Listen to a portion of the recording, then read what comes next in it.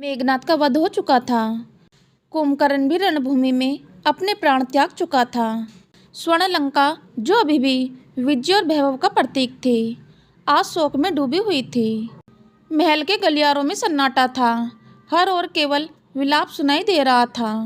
लेकिन उस रात मंदोदरी के मन में एक ऐसा प्रश्न उठ रहा था जो वर्षों से उसके हृदय में दबा हुआ था।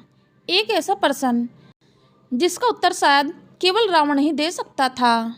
वह तेज कदमों से रावण के कक्ष की ओर बढ़ी। रावण अकेला बैठा हुआ था। उसकी आंखें शांत थी, मानो वह किसी ऐसी बात को स्वीकार कर चुका हो जिसे संसार अभी तक समझ नहीं पाया था। मंदोदरी ने भारी स्वर में कहा, स्वामी, क्या अभी भी समय नहीं बीता है? मेघनाद चला गया, कुंभकर्ण भी चला गया, लंका का वैभव समाप्त हो रहा है। फिर भी मैं एक बात नहीं समझ पा रही। आपने माता सीता को श्री राम को क्यों नहीं लौटा दिया? रावण ने मंद मुस्कान के साथ कहा, मंदोदरी, आज तुमने वह प्रश्न पूछ ही लिया है जिससे मैं वर्षों से भाग रहा था। मंदोदरी ने व्याकुल होकर कहा, भाग रहे थे? स्वामी, पूरा कुल नष्ट हो रहा है। हमारा पुत्र मर चुका है, आपके भाई मर चुके हैं, हजारों राक्षस मर चुके हैं, और आप कहते हैं कि आप इस प्रश्न से भाग रहे थे। आज मुझे उत्तर चाहिए। रावण ने गहरी सांस लेते हुए कहा, यदि मैं तुम्हें उत्तर दूं तो तुम्हें यह भी जानना होगा कि सीता वास्तव में कौन है। मंदोदरी ने आश्चर्य से कहा, क्या मतलब? क्या मैं मिथिला की राजकुमारी नहीं है? रावण ने गंभीर स्वर में कहा, नहीं मंदोदरी, सीता केवल जनक नंदिनी नहीं है, वह सवेक शक्ति है जिनसे सृष्टि चलती है। वह आदि शक्ति है, वह जगत जननी है। मंदोदरी ने स्तब्ध होकर कहा, यदि आप यह जानते थे तो फिर उनका हरण क्यों किया? रावण ने धीरे से कहा, क्योंकि मुझे उनका हरण नहीं करना था, मुझे अपनी नियति को बुलाना था। मंदोदरी ने क्रोधित होकर कहा, नियति? क्या नियति ने आपको विवश किया था? क्या नियति ने आपको अहंकारी बनाया था? क्या नियति ने आपको चेतावनियां नहीं दी थी? मारीच ने समझाया, विभीषण ने समझाया, मैंने समझाया, फिर भी आपने किसी की नहीं सुनी। रावण ने शांत स्वर में कहा, क्योंकि मैं सब जानता था। मंदोदरी ने आश्चर्य से कहा, सब जानते थे? तो क्या आप पहले से जानते थे कि श्री राम कौन है? रावण ने आंखें बंद करते हुए कहा, हाँ, जिस दिन मैंने पहली बार राम का नाम सुना उसी दिन मेरे भीतर कुछ जग उठा था, और जिस दिन मैंने उन्हें देखा उस दिन मेरा संदेह समाप्त हो गया। मंदोदरी ने कांपती हुई आवाज में कहा, तो क्या आप जानते थे कि वे भगवान विष्णु हैं? रावण ने सिर झुकाकर कहा, हाँ, मैं जानता था। मैंने उनके भीतर वही तेज देखा था जो केवल नारायण में हो सकता है। मंदोदरी ने पीड़ा से कहा, फिर आपने युद्ध क्यों किया? समर्पण क्यों नहीं कर दिया? रावण ने धीमे स्वर में कहा, क्योंकि मेरा जन्म ही उनके हाथों मृत्यु पाने के लिए हुआ था। मंदोदरी ने अविश्वास से कहा, स्वामी, आप क्या कह रहे हैं? रावण ने कहा, तुम मुझे केवल लंका का राजा समझती हो, लेकिन मैं अपने अस्तित्व का रहस्य जानता हूँ। मैं जानता हूँ कि जन्म का उद्देश्य क्या है। मंदोदरी ने कहा, तो क्या मेघनाद की मृत्यु भी आपको दिखाई दे रही थी? रावण कुछ क्षण मौन रहा, उसकी आंखें नम हो गई। रावण ने भरभराए स्वर में कहा, मेघनाद वह केवल मेरा पुत्र नहीं था, वह मेरा अभिमान था, मेरा गौरव था, लेकिन नियति उससे भी अधिक शक्तिशाली थी। मंदोदरी ने रोते हुए कहा, जब उसका शव महल में लाया गया था तब भी आप शांत थे, क्यों? रावण ने दर्द भरी मुस्कान के साथ कहा, क्योंकि उस दिन मैंने समझ लिया था कि अब मेरा समय भी निकट है। मंदोदरी ने कहा, और कुंभकर्ण? उसने तो आपको समझाया था।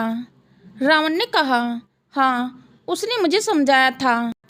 उसने कहा था कि सीता को लौटा दो, लेकिन जब मैंने मना कर दिया तो वह भी मेरे लिए युद्ध करने चला गया। यही उसका प्रेम था। मंदोदरी ने कहा, स्वामी, आज पहली बार मुझे लग रहा है कि आप युद्ध जीतना ही नहीं चाहते थे। रावण ने गंभीर स्वर में कहा, क्योंकि यह युद्ध जीतने के लिए नहीं था, यह युद्ध पूर्ण होने के लिए था। मंदोदरी ने कहा, और माता सीता, उन्हें क्यों नहीं लौटाया? रावण ने कुछ क्षण आकाश की ओर देखा, फिर धीमे स्वर में बोला।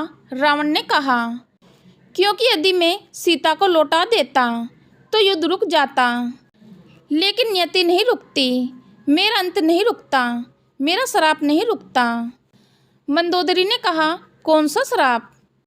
रावण ने गहरी आवाज में कहा, अहंकार का श्राप। जब मनुष्य सभ्य को भगवान से बड़ा समझने लगता है तब उसका विनाश निश्चित हो जाता है। मैं विद्वान था, मैं तपस्वी था, मैं शिव भक्त था, लेकिन मैं अहंकारी भी था, और वही मेरे कुल के विनाश का कारण बना।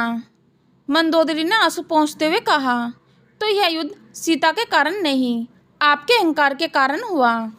रावण ने सिर झुकाकर कहा, हाँ, और यही सत्य इतिहास को याद रखना चाहिए। मंदोदरी ने दुखी होकर कहा, तो कल आप युद्ध के लिए जाएंगे? रावण ने शांत स्वर में कहा, हाँ, कल मेरा अंतिम युद्ध होगा। मंदोदरी ने कांपती हुई आवाज में कहा, क्या आपको मृत्यु से भय नहीं लगता? रावण ने मुस्कुराते हुए कहा, जिसे सभ्य भगवान के हाथों मृत्यु मिलने वाली हो, उससे भय कैसा? मंदोदरी ने रोते हुए कहा, और मेरा क्या होगा? लंका का क्या होगा? रावण ने कहा, तुम जीवित रहोगी, लंका भी जीवित रहेगी, क्योंकि विभीषण उसका भविष्य है। मंदोदरी ने कहा, तो इसी कारण आपने विभीषण को कभी श्राप नहीं दिया?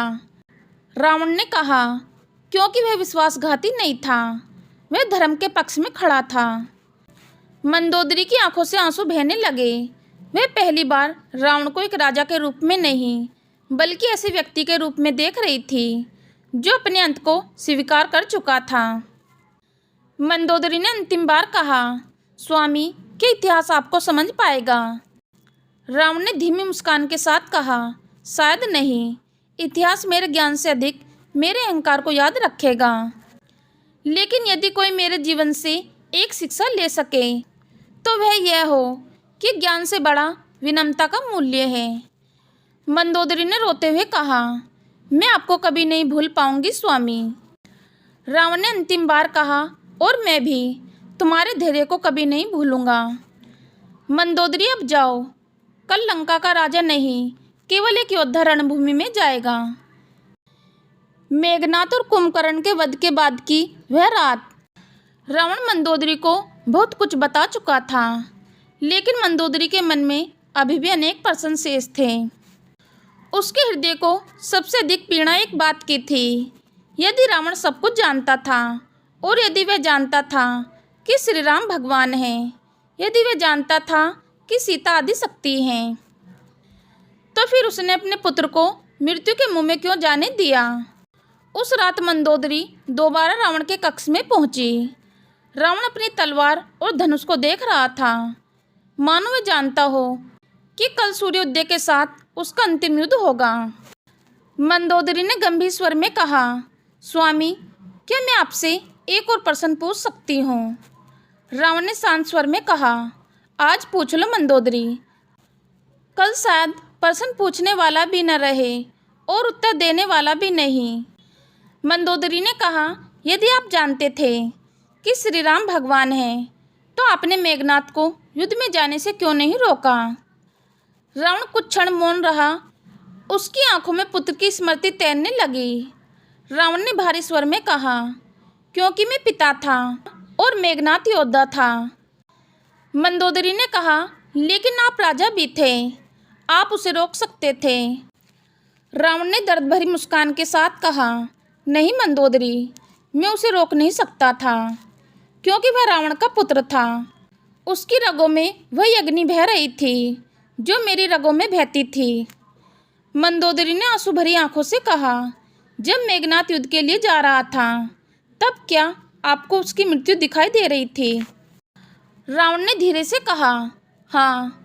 मंदोदरी स्तब्ध रह गई। मंदोदरी ने कांपती हुई आवाज में कहा, आप जानते थे, फिर भी आपने उसे जाने दिया। रावण ने कहा, उस दिन जब मेघनाद मेरे चरण स्पर्श करने आया था, तब मैंने उसके चेहरे पर मृत्यु नहीं अमरत्व देखा था। मंदोदरी ने कहा, अमरत्व? रावण ने कहा, हाँ, वीर कभी मरते नहीं, उनकी कथाएं जीवित रहती हैं। आज संसार मेघनाथ को उसकी मृत्यु से नहीं, उसकी वीरता से याद करेगा। मंदोदरी ने दुखी स्वर में कहा, एक माँ के लिए यह सत्तावना प्राप्त नहीं है स्वामी। रावण ने सिर झुकाकर कहा, मैं जानता हूँ, क्योंकि मैं भी पिता हूँ। कुछ क्षण दोनों मौन रहे। फिर मंदोदरी ने एक और प्रश्न पूछा। मंदोदरी ने कहा, स्वामी, एक बात बताइए, जब हनुमान लंका आए थे तब आपने उन्हें मारने का आदेश क्यों नहीं दिया? रावण हल्का सा मुस्कुराया। रावण ने कहा, क्योंकि मैं जान गया था कि वे कोई साधारण वानर नहीं। मंदोदरी ने कहा, तो आप पहचान गए थे?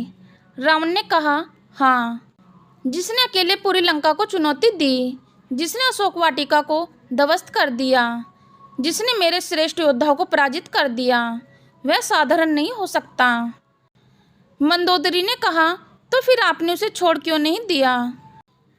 रावण ने कहा, क्योंकि वह श्री राम का दूत था और मैं देखना चाहता था कि राम का संदेश क्या है। मंदोदरी ने कहा, फिर आपने उस संदेश को स्वीकार क्यों नहीं किया? रावण ने गंभीर स्वर में कहा, क्योंकि अब लौटने का समय नहीं था।